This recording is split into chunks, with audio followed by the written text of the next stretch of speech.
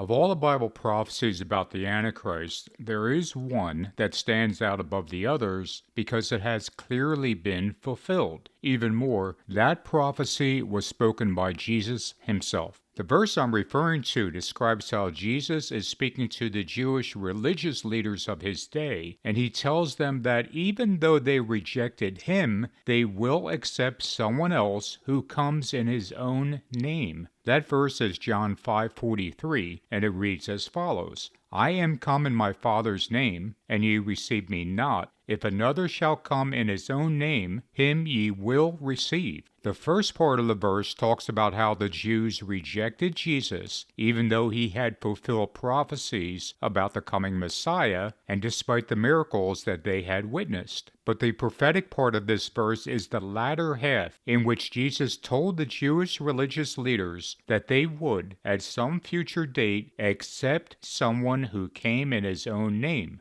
So, what does it mean to come in one's own name? Jesus coming in the name of the Father meant that he represented the authority and power of God. So likewise, the one who the Jews will accept will have his own authority and power. He represents himself. This person will have made a name for himself all around the world so that anywhere he goes, he will be known. He will be an immensely famous person on a worldwide scale. And indeed, this is exactly what has been fulfilled, as Israel has now overwhelmingly accepted and embraced a man in Donald Trump who has come in his own name with his own authority and power. They have named train stations and town squares after him, and his image is on commemorative temple coins next to King Cyrus. Even more, this adulation of Trump by Israel continues to grow with the help of evangelical Christians who continue to promote the idea of Trump bringing peace to the Middle East, just as they talk of him being America's savior.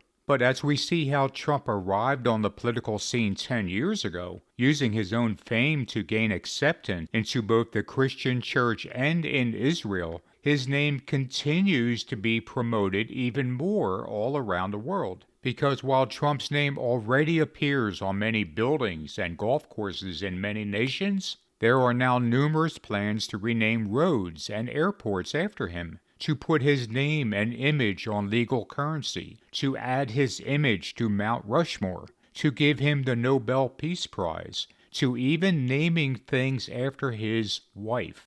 In other words, even though Trump's image is nearly everywhere we look nowadays, and even though we're constantly hearing and seeing the name Trump on social media, it's only going to get worse.